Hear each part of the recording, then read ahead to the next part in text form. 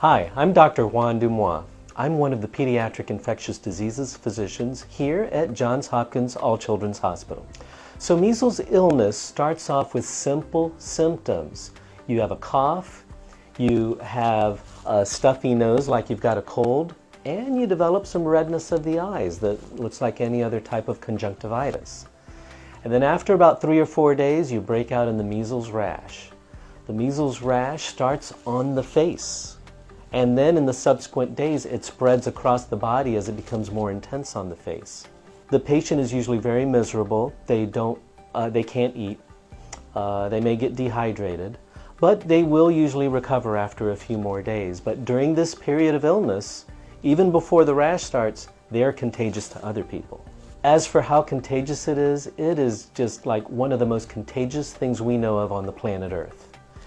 And so if you're around somebody with measles, chances are over 90% chance that you're going to catch it. So vaccinations for measles are so effective.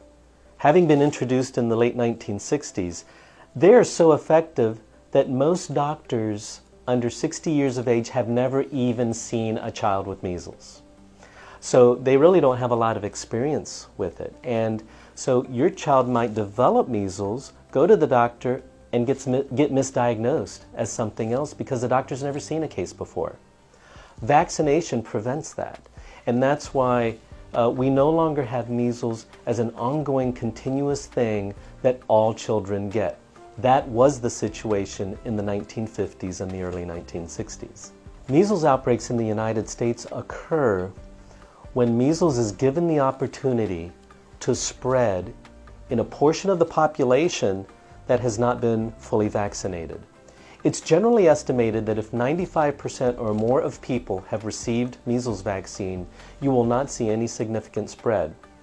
So all it takes is for one person who's not vaccinated to go to another country where they have a lot more measles than we do, get infected, come back home, start to develop symptoms, and they can then spread the virus to anyone else in their community who hasn't been vaccinated. Other than vaccination, there are other things that you can try to do because unfortunately some people cannot receive the measles vaccine. So routinely, children under 1 aren't vaccinated, and children with certain immune system disorders or who are on certain medications that weaken their immune system may not be allowed to receive a measles vaccine. So then how do we protect them?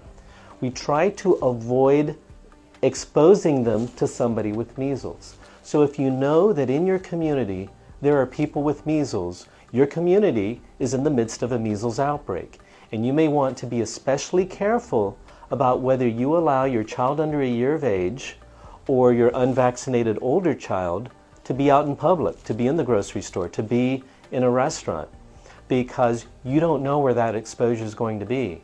And measles is so contagious that if you're sitting in a restaurant and someone across the room is coughing, you are exposed.